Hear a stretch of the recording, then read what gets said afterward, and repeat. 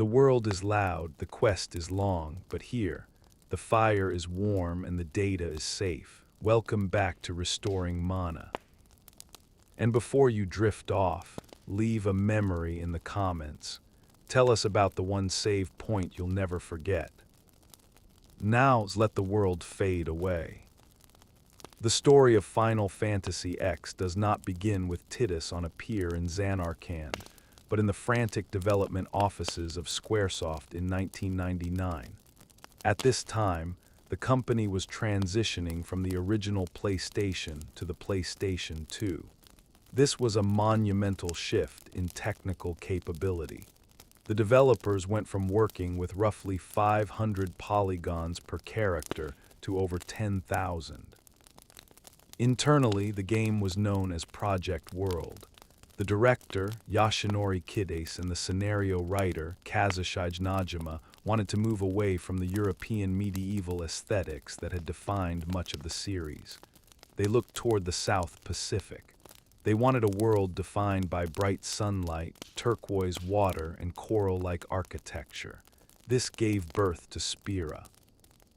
The name itself is derived from the word spiral, representing the cycle of death and rebirth that sin inflicts upon the population. In these early stages, the team considered many ideas that were eventually cut. One early concept involved Tidus being a plumber rather than a blitzball player, a nod to the underwater nature of the world's most popular sport. Another concept featured a world where characters would physically age as the game progressed. While these were left on the cutting room floor, the core philosophy remained, creating a world that felt heavy with history and ritual. The technical evolution of the emotion engine. Final Fantasy X was the first game in the series to abandon the world map. In previous entries, players would walk across a miniature version of the globe to reach destinations. For the 10th entry, the team used the power of the PS2 to create a 1:1 scale journey. When you walk from the beach of Besaid to the village, you are walking the actual distance. This was a massive technical hurdle. It required the game to load environments seamlessly in the background to avoid constant loading screens. This scale allowed for a more intimate connection with the environment. You could see the textures of the sand and the way the light filtered through the jungle canopies. The emotion engine of the PS2 was specifically utilized to animate facial expressions. For the first time, characters could scowl, smile, or show hesitation in their eyes without the need for exaggerated body movements. This was essential because Final Fantasy X was also the first game in the franchise to feature full voice acting. The auditory revolution and voice casting. The decision to add voices was a risk that nearly split the development team. Many felt that reading text was a fundamental part of the JRPG experience. However, the cinematic ambition of the game demanded it. Because the Japanese lip-syncing was already animated, the English cast had to perform a technique called dubbing to lip flaps. This meant that English actors like James Arnold Taylor and Hetty Burress had to fit their sentences into the exact timing of the Japanese dialogue. If a Japanese sentence took 3 seconds to say, the English sentence had to match it perfectly. This is the historical reason behind some of the unique pacing in the game's dialogue. The occasional fast-talking or long pauses were a byproduct of technical limitations. The music also saw a shift. While Nobuo Uematsu returned, he was joined by Masashi Hamauzu and Junya Nakano. This resulted in a soundtrack that blended traditional orchestral melodies with ambient, electronic, and even heavy metal influences. The track to Zanarkand was originally written by Uematsu for a different project entirely, but after hearing it, the team knew it had to be the emotional anchor for Spira's journey. The mechanics of the sphere grid and CTB. The gameplay of Final Fantasy X was a departure from the active time battle system used in the previous 5 games. they introduced the Conditional Turn-Based system, or CTB. This removed the pressure of a ticking clock, allowing players to think strategically. This shift was intentional. It made the game more accessible and emphasized the tactical nature of swapping party members in real time.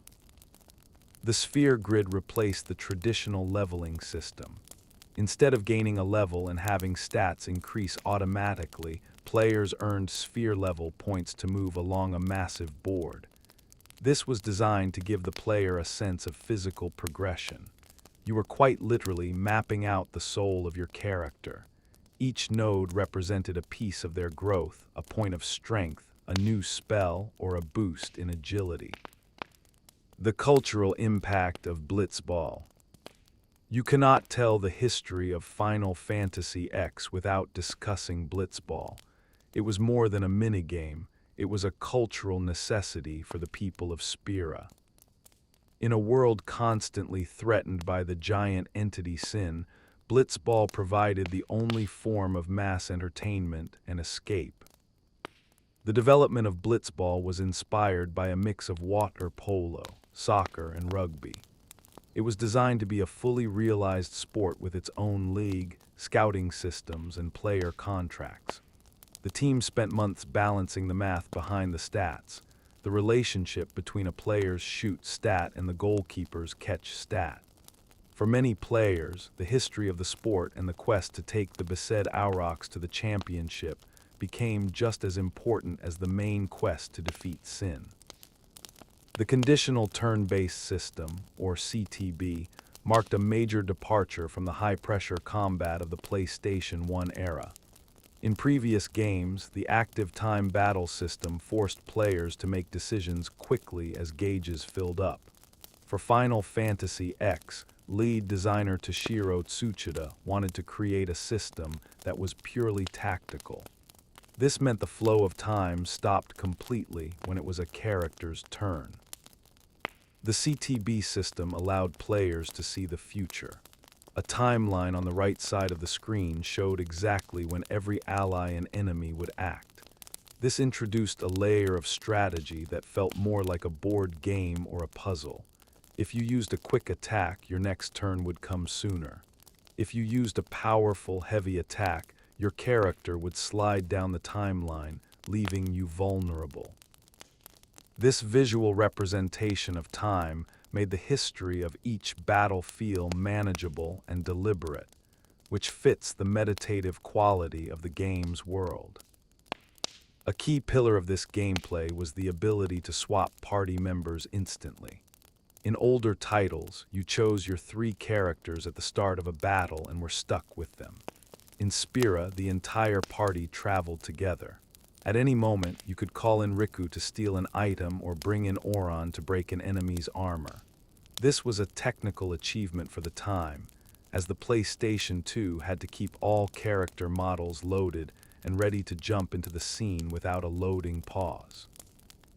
It made the party feel like a cohesive unit, a family moving through a dangerous land. Then there is the sphere grid, the game's iconic progression system.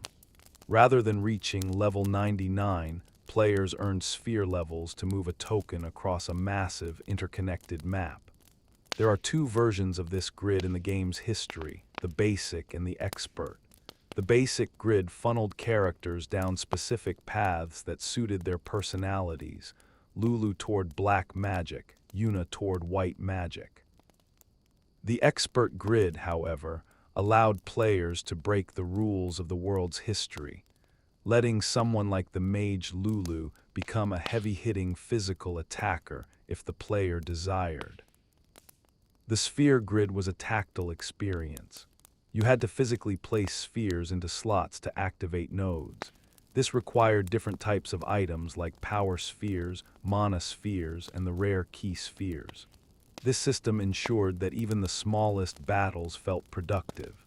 Every fight provided the raw materials needed to etch a character's growth into the grid. It turned the concept of grinding into a slow, satisfying crawl toward power. Summoning also underwent a radical transformation in this game. In earlier histories of the series, summons or eons were essentially spells with long animations. You called them, they did damage, and they left. In Final Fantasy X, the eons became controllable party members. When Yuna performed a summoning ritual, the rest of the party stepped back and the massive creature took center stage. They had their own health bars, their own special moves, and their own unique overdrives. This change gave the eons a sense of weight and presence. Valefor, Ifrit, and Bahamut weren't just tools, they were the physical manifestations of the world's faith.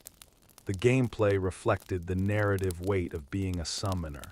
Because Yuna was the only one who could call them, she became the most vital member of the team, emphasizing the bodyguard dynamic that defines the story. Finally, we must consider the limit break system, known here as overdrives. Each character had a different way of charging their meter based on their personality or mode. You could set a character to gain meter when they took damage, when they dealt damage, or even when they saw an ally get hurt. The inputs for these moves were also interactive. Tidus required a timed button press on a sliding scale, while Lulu required the player to rotate the analog stick as fast as possible. These small, physical interactions kept the player tethered to the screen, even during the game's slowest, most contemplative moments. The concept of the eons is perhaps the most significant intersection of gameplay and lore in the history of Spira. These are not merely monsters to be commanded, they are the physical manifestations of the faith. To understand the history of the faith, one must look back 1,000 years to the Machina War between Bevel and Zanarkand. As Zanarkand faced total destruction, its people chose to become statues of living stone, preserving their souls to dream a new version of their city into existence. These statues, tucked away in the deepest chambers of the world's temples, are the faith. When a summoner like Yuna prays at an altar, she is connecting her life force to that dream. The summoning process is described as an act of profound mental and physical exhaustion. This is why the gameplay shift of making eons controllable was so important. It represented the summoner giving over the battlefield to the entity they had bonded with. Each eon has a distinct origin and design philosophy. Valefor, the first eon Yuna obtains, represents the beginning of the pilgrimage, light, airy, and relatively fragile. As the journey moves toward the colder, harsher climates of Spira, the eons become more grounded and aggressive. Ifrit represents the burning heat of the desert, while Ixion represents the lightning-scarred plains. The design of Bahamut in this game is particularly notable, featuring a mechanical, wheel-like structure on its back that hints at the ancient advanced technology hidden within Spira's history. The relationship between a summoner and their eons culminates in the final summoning. This is the tragic history behind the cycle of sin. To defeat the monster, a summoner must choose one of their companions to become a new faith. This bond of love is what gives the final eon the power to pierce sin's shell. However, the tragedy of Spira is that the core of sin, Yevon, simply possesses the new eon, eventually turning it into the next iteration of sin. This cycle of hope and despair is what kept the world in a developmental stalemate for a millennium. As you move through the world, you encounter the temples of Yevon. Each temple is a puzzle known as a cloister of trials. These segments were designed to slow the player down, forcing a contemplative pace. The history of these trials is rooted in the idea that a summoner must prove their worth through mental fortitude, not just physical strength. By moving spheres of light into ancient slots, you are literally unlocking the path to the faith. For a sleep-based script, it is worth noting the repetitive, rhythmic nature of these puzzles, the clicking of spheres and the glowing lines of energy that guide the way. Beyond the main story, the history of Final Fantasy X includes a brutal end-game or post-game phase. This is centered largely around the monster arena in the Calm Lands. Here, the game shifts from a narrative journey into a mathematical one. The player is tasked with capturing 10 of every monster in Spira. This process forces you to revisit every corner of the world, from the underwater caves to the highest peaks of MT. Gazajit. The Monster Arena introduces original entities, monsters created by the game's developers specifically to test the limits of the sphere grid. To defeat beings like Nemesis or the Ironclad, players must engage in stat maxing. This involves deleting weaker nodes on the sphere grid and replacing them with the highest possible stat upgrades. It is a meticulous, almost meditative process of perfection. You are no longer just playing a game, you are refining a machine. In the international and HD remaster versions of the game, this challenge was extended through the Dark Aeons and Penance. These are corrupted versions of Yuna's own summons that haunt the world after the player gains the airship. They represent the ultimate test of the CTB system.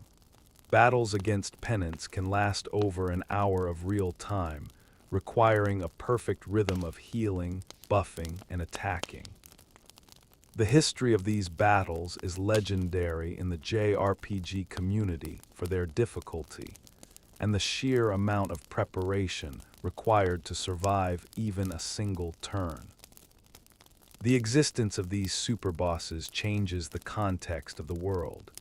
It suggests that even in a world defined by the calm, there are lingering shadows of immense power.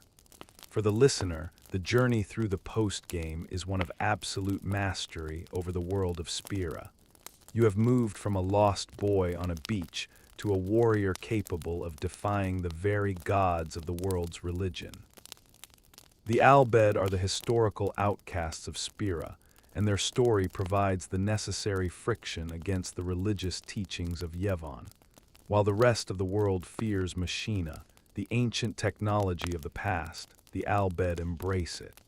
They believe that humanity's reliance on prayer and ritual is what keeps the world trapped in the cycle of sin. This ideological divide is baked directly into the gameplay through the Albed primers. When you first encounter Albed characters like Riku, their dialogue appears as a jumbled cipher. It sounds like a foreign tongue, but it is actually a letter substitution language. Throughout your journey, you find small books called primers hidden in corners, under tables, and on distant shores. Each primer you collect translates one letter of their alphabet. This is a unique way of gamifying the history of a culture. As you learn their language, you slowly begin to understand their perspective.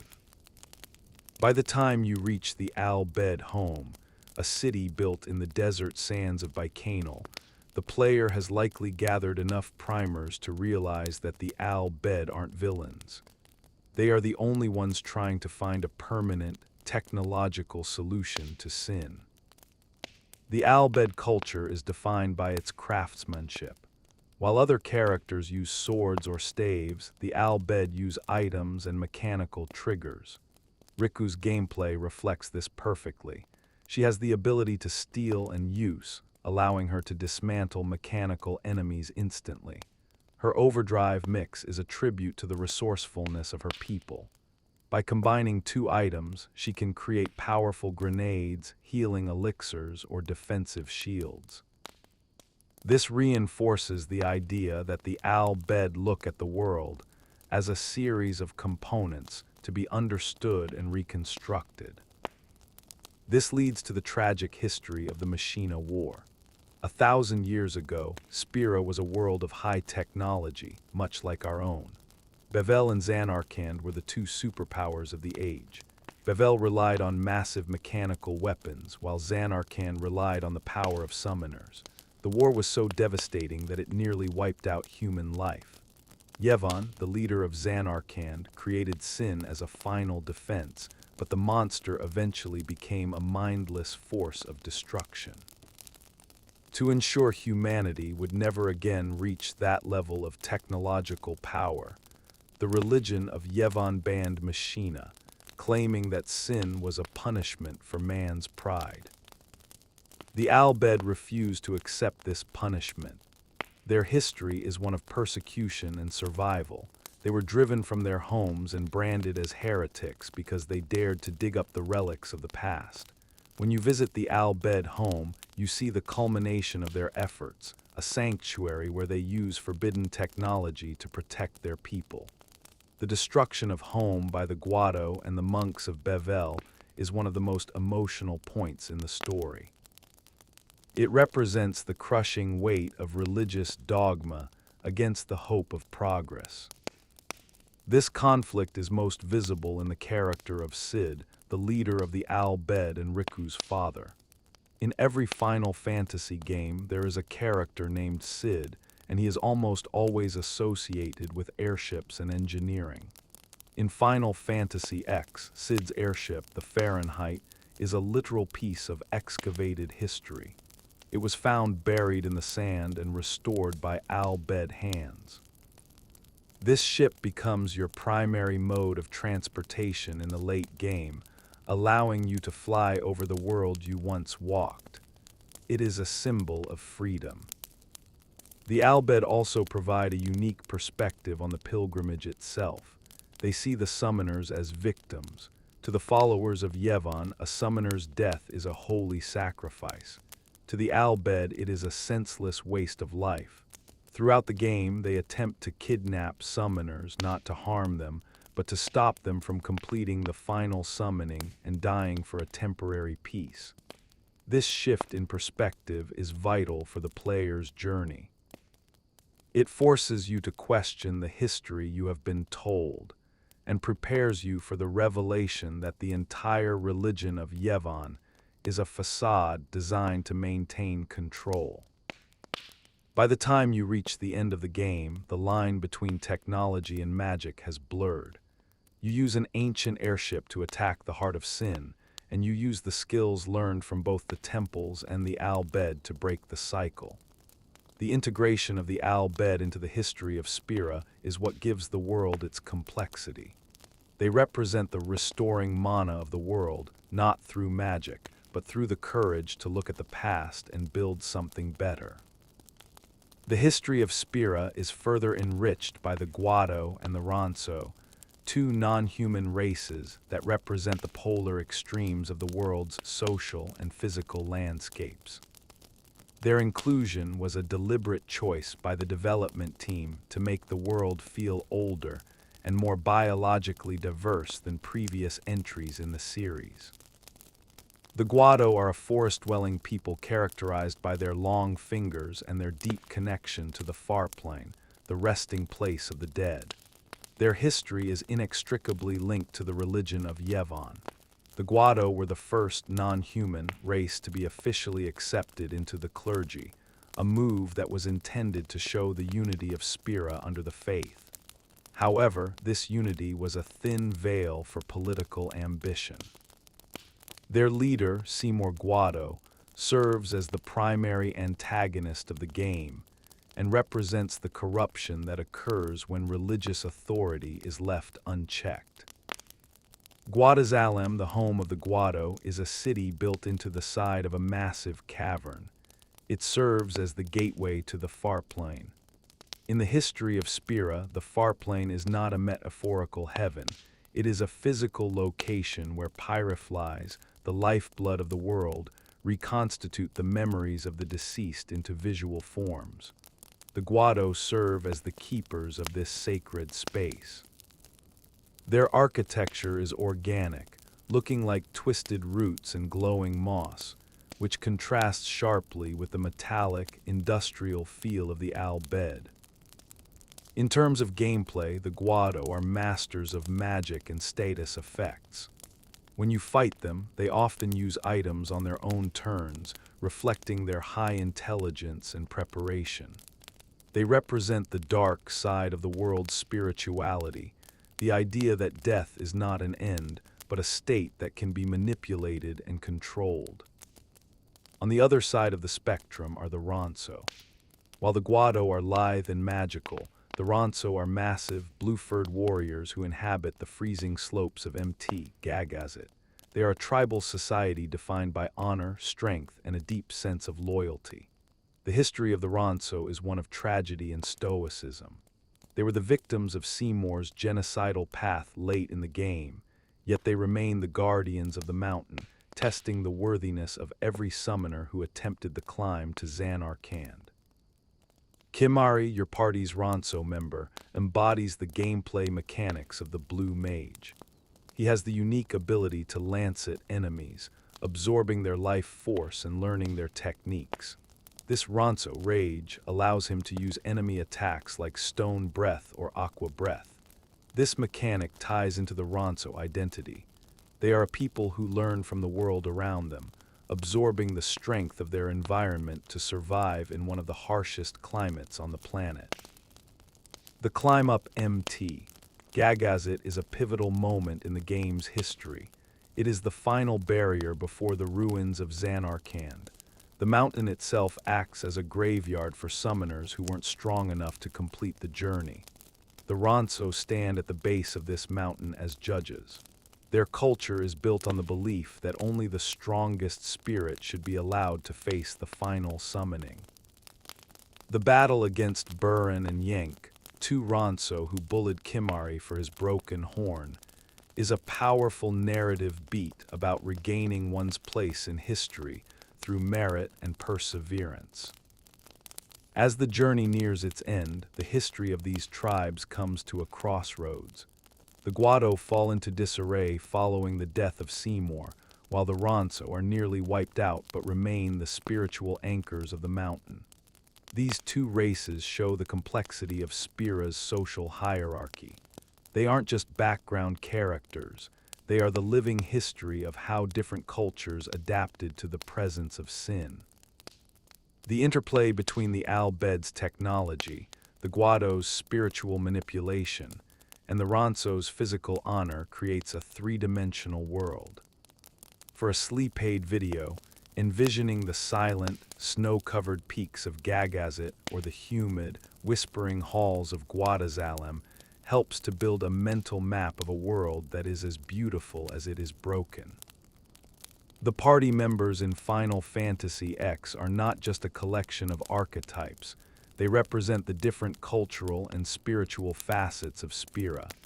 Each character was designed with a specific job that ties their personal history to their gameplay role. This synergy is what makes the group feel like a true pilgrimage. Tidus the Outsider. Tidus is the lens through which the player experiences Spira. His history is rooted in a version of Zanarkand that existed 1,000 years in the past.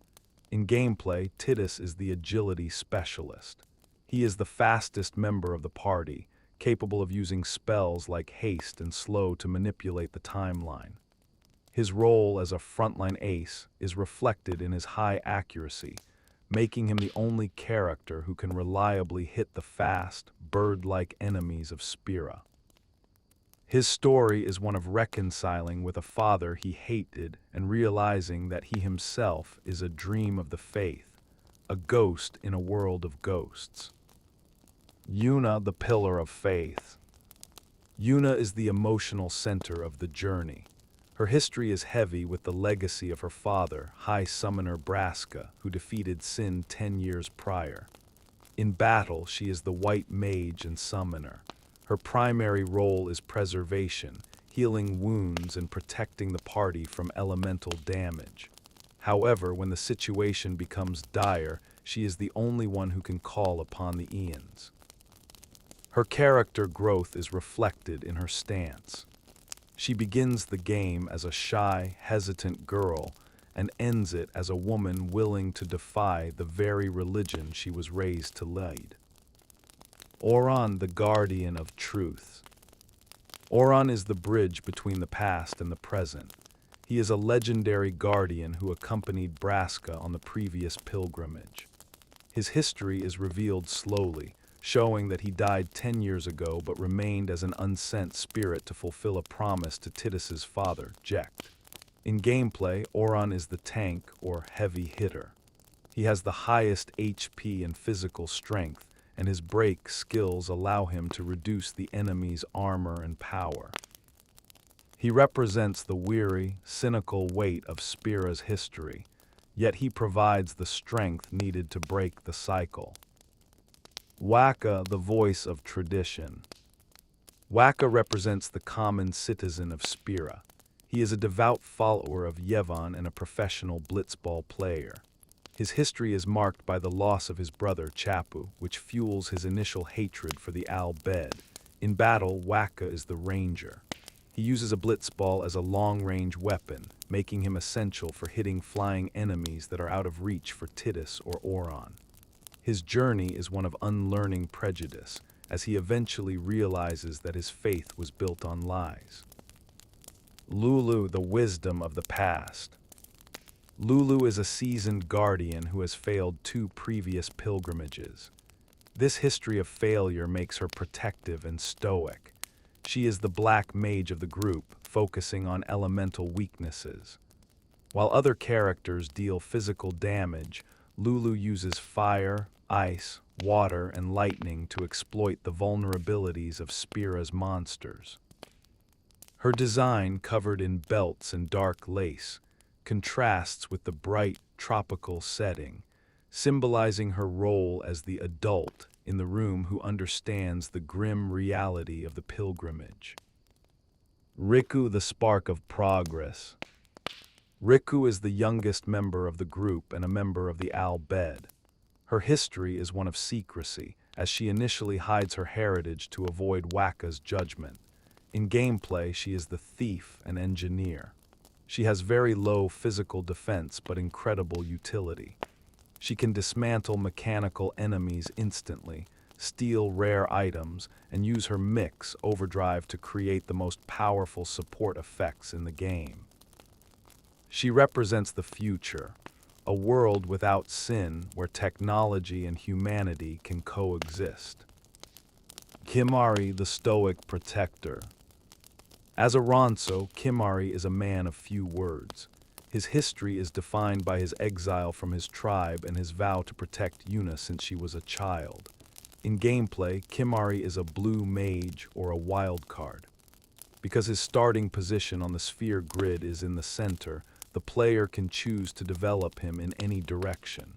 He can become a second healer, a secondary heavy hitter, or a fast attacker. He represents the quiet, unwavering loyalty that holds the party together during their darkest moments. Together, these 7 individuals form a microcosm of Spira. Their interactions during campfire scenes and at rest stops are where the restoring mana feeling is strongest. They argue, they laugh, and they mourn, turning a simple mechanical party into a family bound by a shared, tragic destiny. The history of the pilgrimage that preceded the game, the journey of Lord Braska, Jecht, and Oron, is essential to understanding why the world of Spira looks the way it does when Titus arrives. This legendary pilgrimage happened 10 years prior and serves as the structural ghost of the entire narrative. Lord Braska was a fallen aristocrat of the Yevon clergy who married an Al-Bed woman. This act was considered a great sin by the church, and his history was initially marked by disgrace. When his wife was killed during a sea voyage by Sin, Braska's grief transformed into a resolve to become a high summoner and bring about the calm, even if it meant his own death. He was a man of immense peace, but his choice of guardians was considered a scandal. The first guardian was Oron, a young and rigid monk of Bevel who was passed over for promotion because he refused the hand of a high-ranking priest's daughter. The second was Jecht, a boisterous, alcoholic blitzball star from a Zanarkand that no one believed existed. Jecht had appeared in Spira mysteriously, much like Titus, and was thrown into a jail cell in Bevel. Braska, seeing something in Jecht that others missed, bylaid him out and asked him to be a guardian. This trio, a disgraced priest, a fallen monk, and a drunken stranger, became the unlikeliest heroes in Spira's history. Their journey mirrored the one Titus and Yuna take, but without the benefit of knowing the truth behind the cycle. As they traveled from village to village, Jekt recorded messages on spheroids, the game's version of video cameras, leaving a trail of his own history for his son to eventually find. These spheres are vital gameplay items that provide context for the player, showing Jekt's gradual transition from a selfish athlete to a man willing to sacrifice his life for a world that wasn't even his own. When they finally reached the ruins of Zanarkand, they were met with the same horrific choice Yuna eventually faces. To summon the final Aeon, one guardian had to volunteer to become the Faith. Jekt, knowing he could never find a way back to his own Zanarkand and wanting to do something meaningful with his life, volunteered. He became the final Aeon, Braska summoned him, and together they defeated Sin. However, the victory was hollow. Braska died in the process, and Oran was left to watch as the spirit of Yu Yevon possessed Jekt's final Aeon, turning his best friend into the next generation of Sin. When Oran tried to fight back against the spirit of the fallen summoner Yunelska in a fit of rage, he was struck down and died on the cliffs of Mt. Gagazit. His sheer willpower allowed him to remain in the world as an unsent, a ghost who could still interact with the physical world. This backstory is what gives the restoring mana feeling its bittersweet edge. By the time you play the game, you are walking in the footsteps of dead men. The spheres you find are the only physical remains of a father trying to explain himself to a son he would never see grow up. This cycle of sacrifice is the engine that drives the history of Spira. It underscores the theme that the calm is never permanent. It is merely a breath of air before the drowning begins again. The final revelation of the game is that the cycle can only be broken by refusing the final summoning entirely. By rejecting the tradition that Braska and Jekt followed, Yuna and Tidus finally end the 1,000-year history of Sin, though it costs Tidus his very existence. This conclusion turns the game from a story about a pilgrimage into a story about the end of an era. The legacy of Final Fantasy X is defined by its ending, a moment that fundamentally shifted the expectations of JRPG narratives. For the first time in the series, the happily ever after was traded for a bittersweet resolution that felt earned through the world's heavy history. By defeating Yu Yevon and destroying the Faith, the party successfully ended the cycle of Sin, but in doing so, they also ended the dream of Zanarkand. Tidus, being a part of that dream, began to fade away. This conclusion brought about the Eternal Calm, a period in Spira's history where the threat of Sin was gone forever. The game's final cinematic, showing Yuna attempting to whistle for Tidus on the docks of Besaid, became one of the most iconic images in gaming history. It represented the dawn of a new age, one where the people of Spira finally had to learn to live for themselves, without the crutch of a corrupt religion or the fear of a giant monster. The impact of this ending was so profound that it led to the creation of the first-ever direct sequel in the franchise's history, Final Fantasy X2. While the first game was a somber journey through a dying world, the sequel was a vibrant, pop-infused exploration of a world finally waking up. It followed Yuna as she traded her summoner's robes for a pair of pistols, becoming a sphere hunter in search of any trace of Tidus. The history of X2 is controversial among fans because of its radical shift in tone, but it serves as a fascinating look at how a society reconstructs itself after a millennium of trauma. In 2013, the history of the game was preserved for a new generation through the HD remaster. This wasn't just a simple resolution bump. The development team at Square Enix had to reconstruct many of the game's assets from the ground up.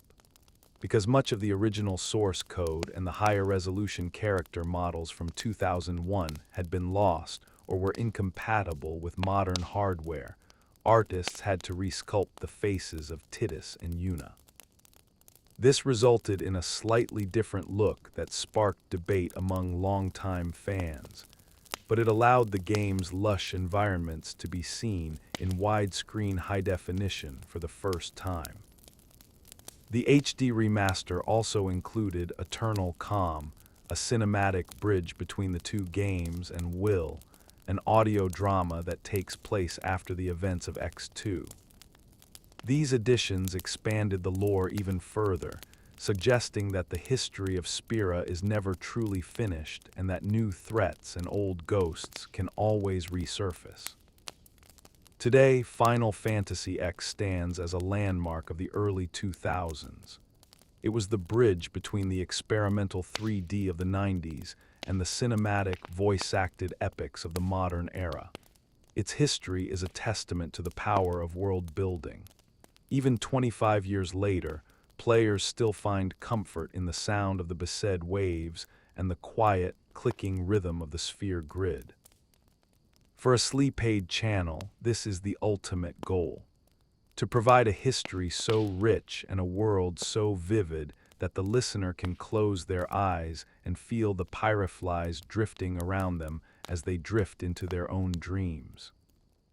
The story of Tidus and Yuna is ultimately a story about the courage to say goodbye to the past so that a future can exist. As the fire on the beach at Besaid burns down to embers, the history of Spira remains, a spiral that finally, at long last, was broken. The development of Final Fantasy X began in 1999, involving a massive team of over 100 people and a budget that eventually exceeded $32 million. At the time, this was one of the most expensive and ambitious video game projects ever attempted. The transition from the PlayStation 1 to the PlayStation 2 represented a massive leap in power, and the team at Square, led by producer Yoshinori Kides, felt the pressure to define what next-generation gaming looked like. The project was originally envisioned as an online game or a title with heavy online elements. Early in the design phase, the team experimented with the idea of players being able to connect with one another, but this was quickly scrapped to focus on a deep, cinematic single-player narrative. This focus allowed the team to push the PS2's hardware to its absolute limit, specifically targeting the console's emotion engine to create characters that could express complex feelings through facial animations. Character designer Tetsuya Nomura had to change his approach for this new hardware. In the past, characters were often designed with very simple silhouettes because the low polygon counts of the PS1 couldn't handle detail. For Final Fantasy X, he could finally include intricate fabrics, jewelry, and layered clothing. This is why Tidus and Yuna have such detailed outfits. The team wanted to show off the fact that they could now render things like Tidus's asymmetrical overalls or the gradient on Yuna's kimono. One of the biggest hurdles in the development cycle was the creation of the world's lighting.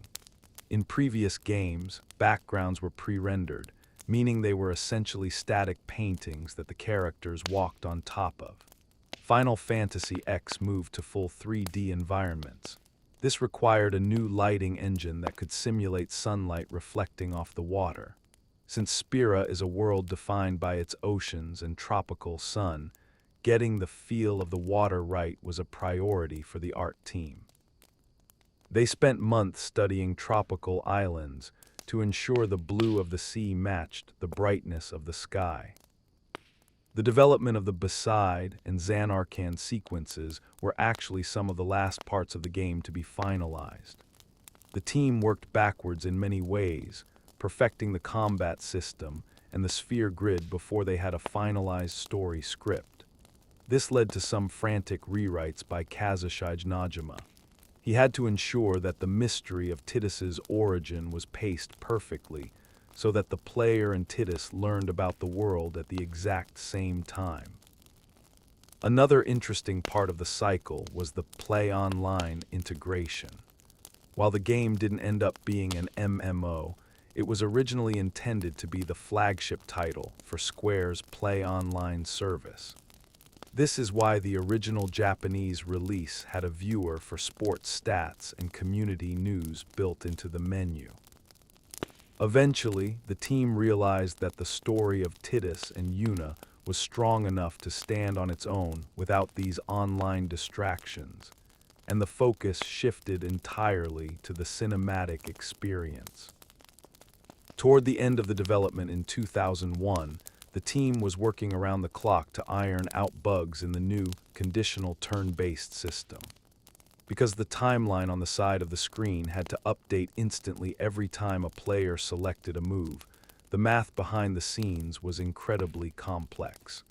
If the player used a delay attack, the engine had to recalculate every future turn for every character and enemy simultaneously. Ensuring this didn't cause the game to stutter was a major technical achievement for the programmers. The game finally went gold and was released in Japan in July 2001. It was a massive success, selling millions of copies within its first few days. The development cycle proved that Square could successfully transition into the era of high-definition, voice-acted storytelling, setting the stage for every JRPG that would follow in its wake. The map design and locations in Spira were created with a specific philosophy called the Long Walk. In most previous JRPGs, the world was a series of disconnected hubs. In Final Fantasy X, the developers designed the game as a continuous, linear path from the southern tip of the continent to the northern ruins. This was intended to make the player feel the physical exhaustion of a pilgrimage. Besaid Island and Kilika. The journey begins in Besaid, which serves as a tropical tutorial. The art team used vibrant greens and bright whites to create a sense of safety and home. The history of Besaid is that of a quiet fishing village that has remained largely untouched by sin's greater devastations. As you move to Kilika, the tone shifts. This was the first time the game showed the true horror of sin. The town is built on stilts over the water, and the sequence where Yuna performs the sending on the waves was designed to show the intersection of beauty and death. It remains one of the most technically demanding scenes of the PS2 era due to the sheer number of water particles and transparent pyrofly effects on screen. Lucca and the High Road. Lucca is the second largest city in Spira and serves as the cultural hub of the game. Its design is based on Mediterranean harbor towns. The architecture is grand and heavy, intended to contrast with the natural beauty of the islands. This is the only place in Spira with a massive Blitzball stadium, representing the only distraction the people have from their grim history. Moving out of Lucca leads to the Mihin High Road. This long, winding path was a technical showcase for the seamless world. The developers used the High Road to establish the traveling party feel, where characters would stop to talk to other pilgrims, crusaders, and Chocobo knights. The Jos High Road and Moonflow. The Moonflow is often cited by the development team as one of the most difficult locations to render. It is a massive river filled with moonlilies and shoe puffs. The air is thick with pyroflies, creating a glowing, hazy atmosphere. Historically, this location represents the transition from the sunny southern lands to the more mysterious and dangerous central continent. The use of soft blues and purples in this area was a deliberate choice to lower the player's heart rate and create a dreamlike state before the high-stakes drama of the later game. Thunder Plains and Macalania. The Thunder Plains were designed to be a rhythmic challenge. The constant lightning strikes were not just a visual effect, they were a gameplay mechanic. A player had to stay focused to dodge the bolts, which kept the history of the journey from becoming too passive. This area leads into the Macalania Woods, a forest made of shimmering, crystalline trees. The forest is dying because the local faith is fading, and the art design reflects this with cold, translucent textures. The frozen Lake Macalania, where the party eventually fights a mechanical boss while sliding on ice, was a feat of the PS2's reflective surface rendering. Bicanal Desert and Bevel. Bicanal Island is the home of the Al Bhed and represents a stark shift in the map's history. It is a vast, open wasteland where the long walk philosophy is pushed to its limit. The sense of being lost in a heat haze was achieved by using a blurring filter on the horizon, a common trick used to hide the limited draw distance of the console. Bevel, the religious capital, is the polar opposite. It is a city of high machina disguised as a temple. The architecture is dizzying, filled with moving platforms and neon lights, symbolizing the hypocrisy of the Yevon clergy who use the very technology they forbid others to touch. The Calm Lands and MT Gagazit. The Calm Lands is the only open area in the game designed to give the player a sense of scale before the final climb. Historically, this is where every battle with sin has taken place, leaving the land scarred and flat. It is a place of silence and wind. Beyond it lies MT Gagazit, a vertical climb through snow and ice. The design of the mountain is meant to be oppressive. The music becomes somber and the path narrows, funneling the player toward the end of the world. Zanarkand Ruins. The final destination is the ruins of a city that has been dead for 1,000 years. The developers used a spectral color palette here, deep blues, ghostly whites, and glowing embers. Unlike the bright, lively Zanarkand scene in the prologue, the ruins are silent and filled with memory pyriflies. The map is designed as a series of broken highways suspended in the sky, reminding the player that this was once a pinnacle of human achievement that has been reduced to a graveyard. Walking through these ruins is the final step in the pilgrimage, a quiet walk through the bones of history before the final confrontation. The world of Spira uses 3 distinct fictional scripts, Al Bhed, Yevon, and a general Spiran script. These are not just random symbols, they are fully functional substitution ciphers.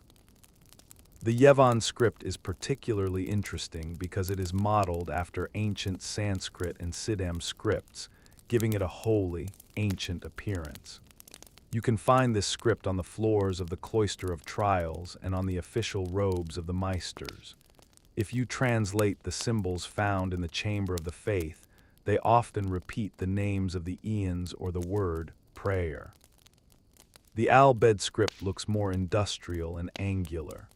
In the original Japanese version, the Al Bhed language didn't just swap letters, it swapped phonetic sounds. For the English release, the team had to recreate the entire cipher to work with the 26-letter Roman alphabet. This is why some Al Bhed words in the English version sound like strange, vowels-heavy gibberish. They were carefully crafted to be pronounceable by the voice actors while still feeling alien. Unused concepts and beta designs. During the 3-year development cycle, many ideas were planned and then deleted due to the limitations of the early PS2 hardware. One of the most famous lost features was the original plan for the sphere grid. Originally, the grid was going to be a 3D structure, a literal sphere that the player would rotate to find different paths. However, the developers realized this was too confusing to navigate and might cause motion sickness, so they flattened it into the 2D map we know today. There was also a planned character who was a member of a musical tribe.